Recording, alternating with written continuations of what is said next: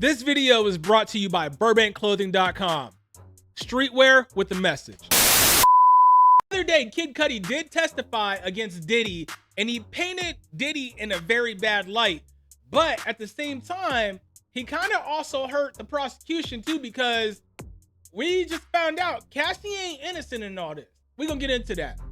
Before we do though, hey, you guys know I need y'all to smash the hell out of that like button. Let's get this video in the algorithm, get some views on it, all right? Let's go.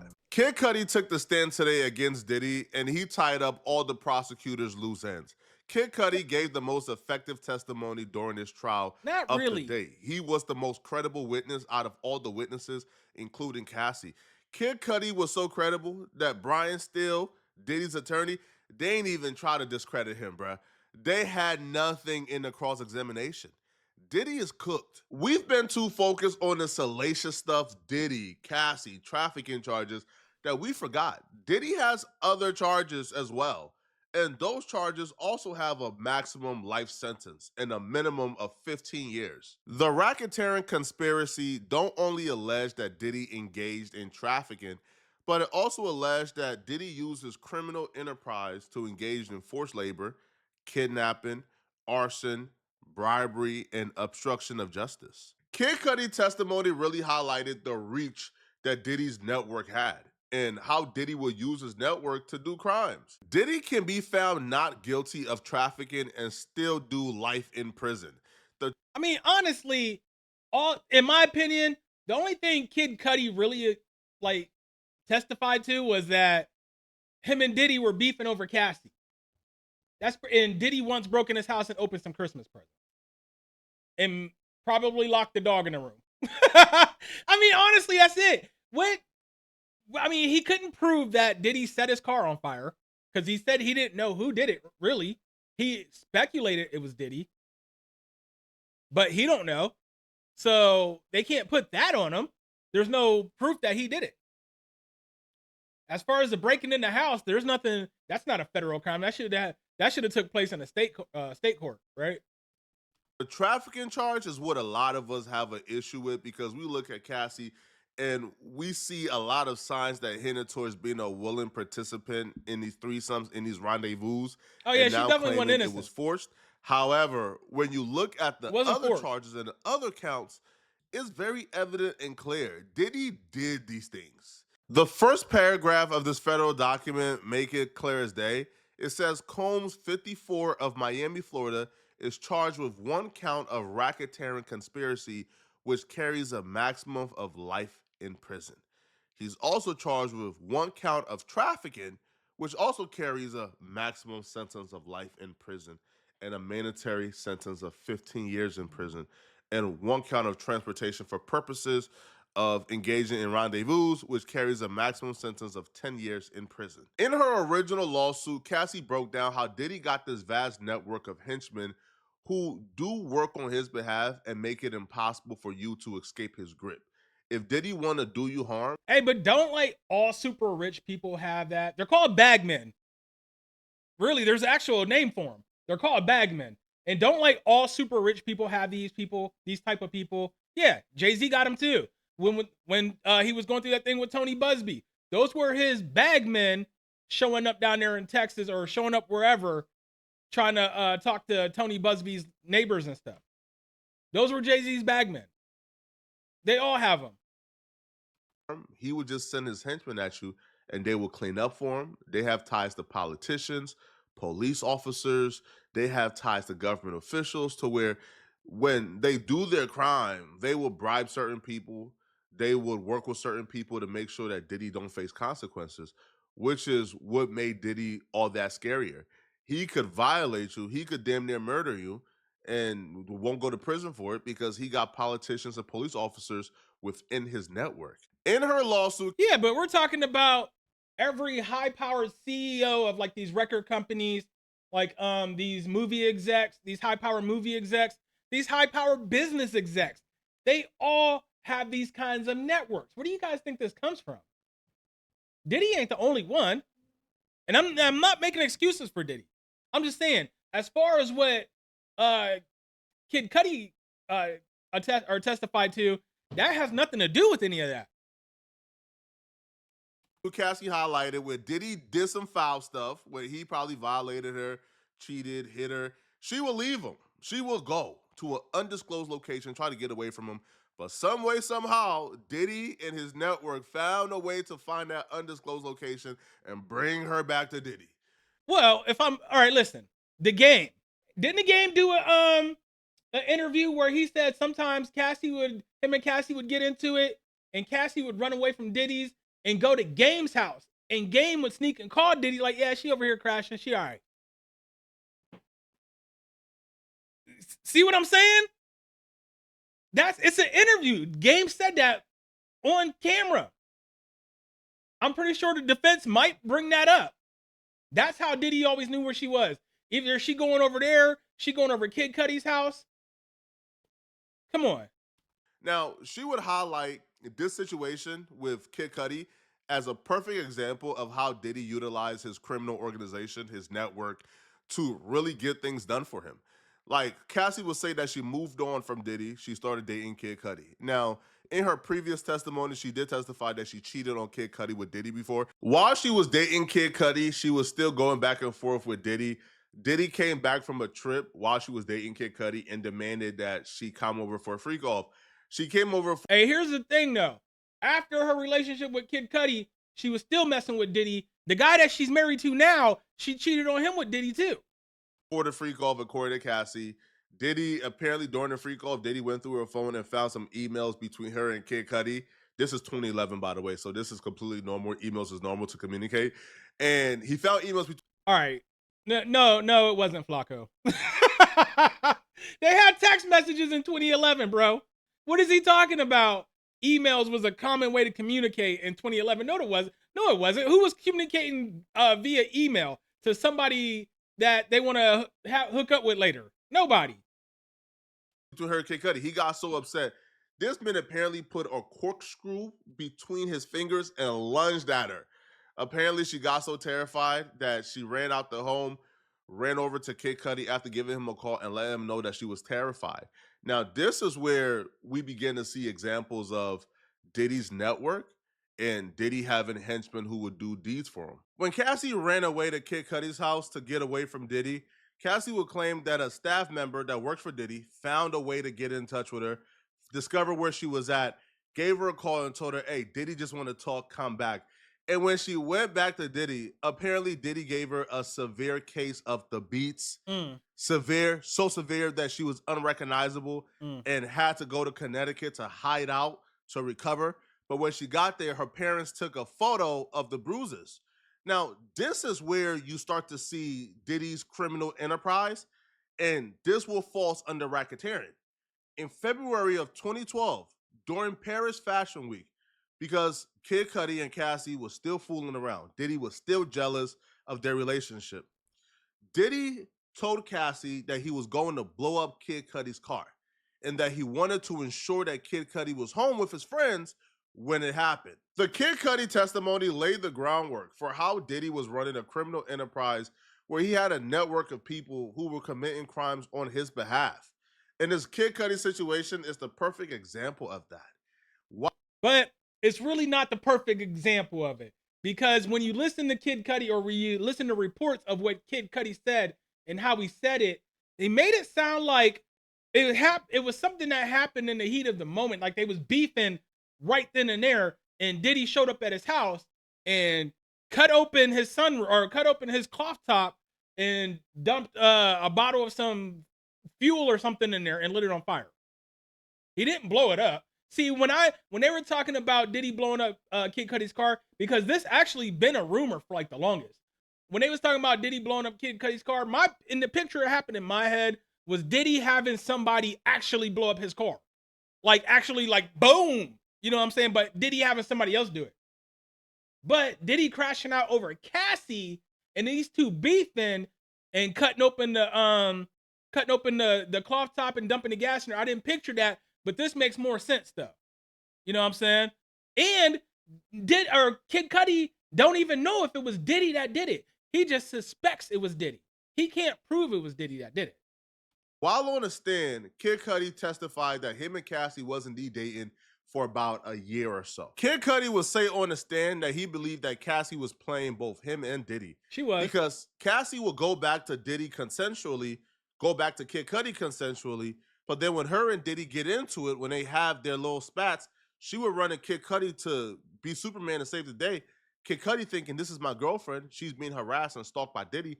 Whole time, she's going back to Diddy consensually at times. Diddy is waging war. So basically, Diddy was that toxic boyfriend that they always want to keep running back to.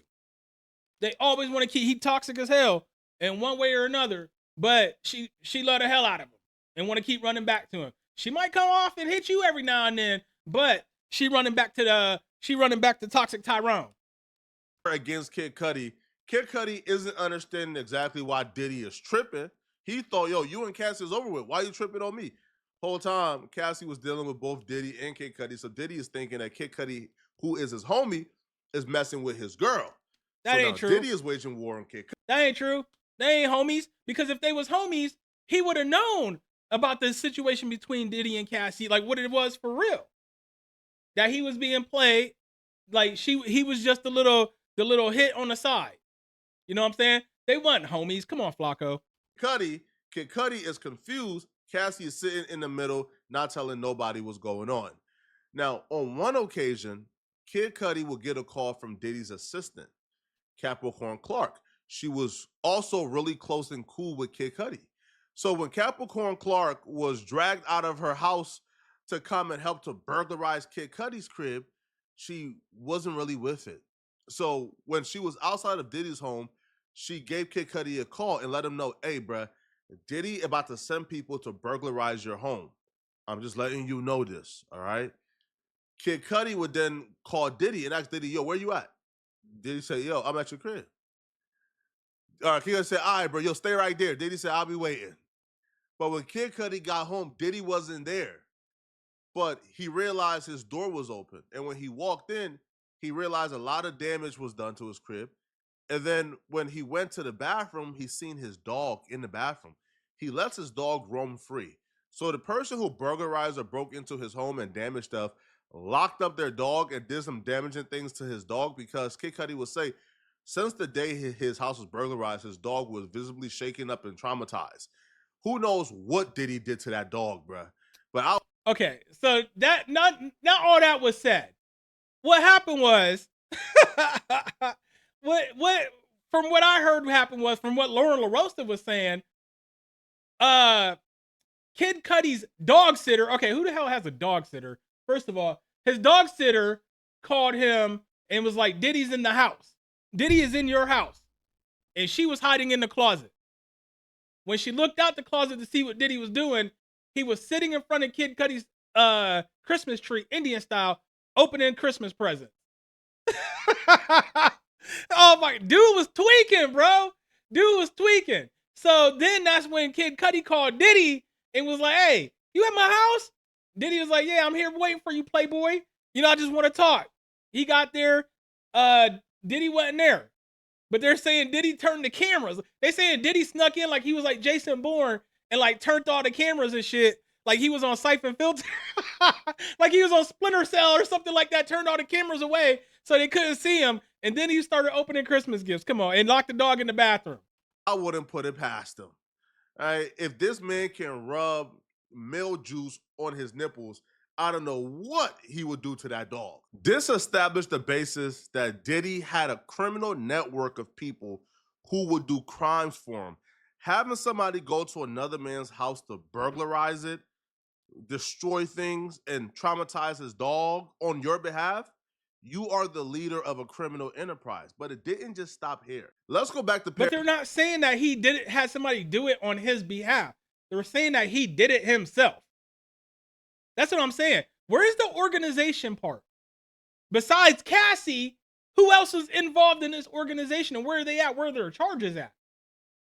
Paris Fashion Week in 2012. Cassie stated in her lawsuit, Diddy told her he was going to blow up Kid Cudi's car, but he wants for Kid Cudi to be home because he wants to send a message to Kid Cudi. Diddy made well on that promise. Diddy made good well on that promise. Kid Cudi would testify in court that Diddy blew up his vehicle and he actually confronted Diddy about it. This also has to be noted before we get to the cars being blown up. During the first burglary, when Diddy and them got into his home and stole some stuff and terrorized the dog, Kid Cudi will say that the security cameras were moved, but he didn't move them. That means Diddy and them were able to move those security cameras to avoid. See, see, Flakko right here, he was over exaggerating right here because you can see exactly what happened. But the security cameras have been moved. Did you move them? Kid Cudi, no. AUSA, what did you see inside your home? Kid Cudi, gifts were open. Some stuff I got from Chanel, and my dog was locked in the bathroom. He didn't say nothing about the dog being traumatized, or that Diddy did something to the dog, or his house was burglarized and there was all kinds of damage. No, he opened some gifts. He said it was pretty normal inside. He said the security cameras weren't working. They had been moved. Being captured on foot. How do you remove or move security cameras without being captured on? What? This dude Diddy was born. an absolute menace. Kid Cudi testifies today I don't know that who his this guy is. Porsche was torched by Diddy, who threw a Molotov cocktail inside the Porsche. Boom! Like total craziness. And he said when he went to confront Diddy, he says, I know Diddy had something to do with it. And when he went to confront the diddler, listen to this, like out of a Batman movie, he said he was a super villain when he said, I have nothing to do with that, Daddy. Oh, my Lord, the diddler. This is a diddlation. Dang it. I'm sorry I missed it, Patriots, but it's not easy. It's expensive. He said it's a and diddlation. It's a gamble. Kid Cudi could have been on the stand yesterday, but he wasn't. But I'm giving it to you now. He said he is a super villain. So this goes to show you guys, the government, they get paid like $150K a year. Diddler's lawyers are getting paid like $10 million each. Money buys freedom in America. Facts, bro. This ain't somebody you wanted to be in business with, Patriots. He is a super villain. Allegedly, that's a quote. This man is going to jail for a very long time. I'll be surprised if Diddy ever gets out. He's 54 years old. He gonna do 30 years, bro. Arson is under racketeering conspiracy. Diddy for sure committed this, bro. Cassie testified that he let her know that. But they have no proof it was Diddy that did it. Besides Cassie saying, Diddy told me he was going to blow up Kid Cudi's car. But did he actually do it? Where's there proof? Is there anything to connect him to do that? He was going to do it. Kid Cudi is testifying of all the buildup that led up to Diddy. All right, Capricorn Clark, I believe, is going to testify. She was Diddy's assistant. She was there tonight. Allegedly, Diddy put her up to it to plan it out. Diddy is cooked. It's over with. I knew Diddy was cooked, bro, when you had his defense attorney. Now, Brian Steele, it feels sacrilegious to even question Brian Steele after seeing what he did for Thugger. But you know it's weak when Brian Steele don't even got a good defense for you, bro. On the cross-examination of Kid Cudi, bro, they ain't even tried to play with this man's credibility, bro. No, Kid they Cudi didn't. is the only witness who don't gotta be there, bro. Like, he Kid Cudi. And listen, this is where the prosecution messed up. Because you heard what he said. They didn't try to play with his credibility. They're viewing him as like one of the only credible witnesses, right? Well, the defense flipped that around on him. That's what I'm saying. This not good for the prosecution because the defense flipped Kid Cudi's testimony around on the prosecution to implicate Cassie in a lot of this stuff. And to get him to admit that, A, he didn't know Diddy blew up his car. He didn't know Diddy set his car on fire. He don't know who did it. And B, no, Diddy went over there to talk to him, but Diddy didn't run up on him with no guns. He didn't do no crazy stuff. He sat there calmly and quietly and tried to talk to him.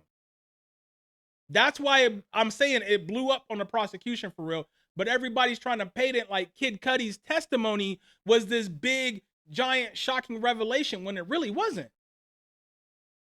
He's just not here keeping for it no 100. clout, for no I'm just money. keeping it real. He Who Kid was it? Cudi. He was dating a woman Diddy was upset about. Hell, and Diddy tried. Hell, I'm waiting for the real exciting shit. Let's talk about Tupac and Kim Porter.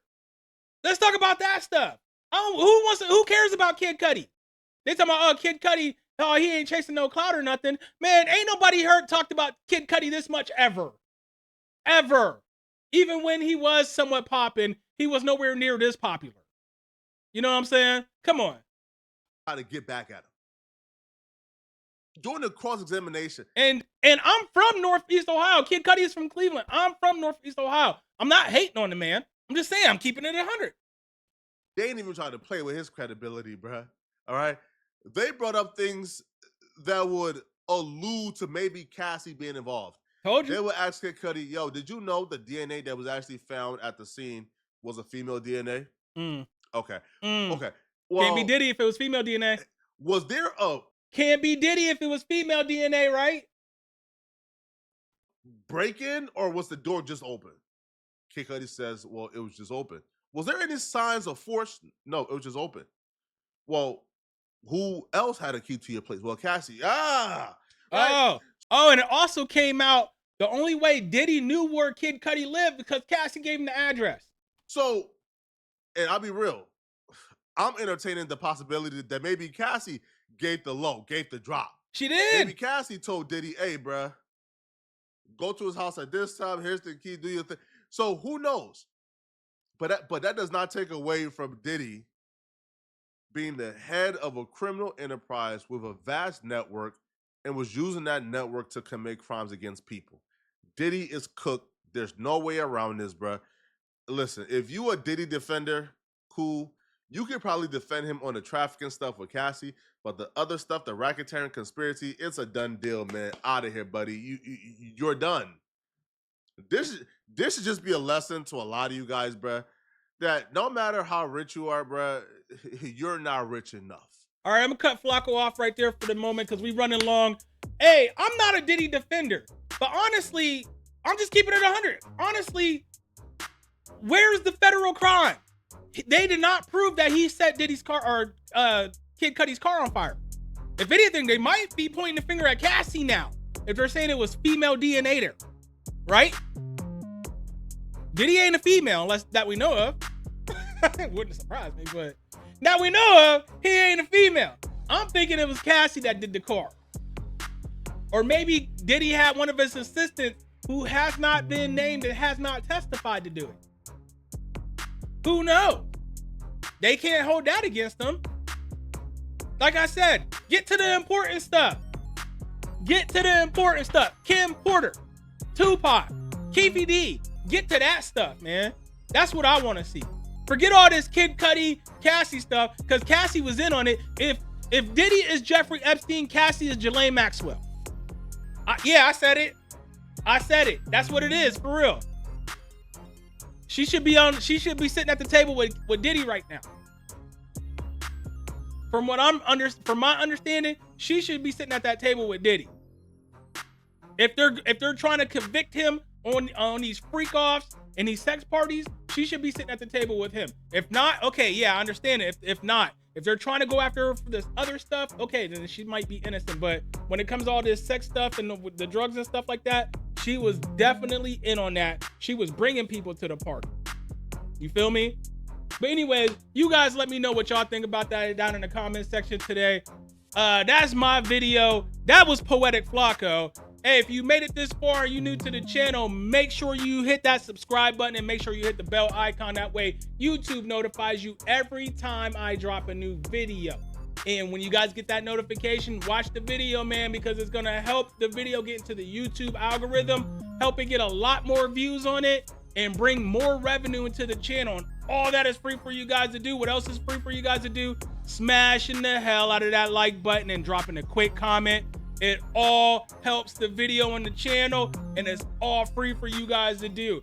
I appreciate you guys very much. My current subscribers, we going strong, up over 7 grand. Let's keep it going. I love y'all and appreciate y'all. Let's go. It's your boy King Charm. I'm out of here. Peace.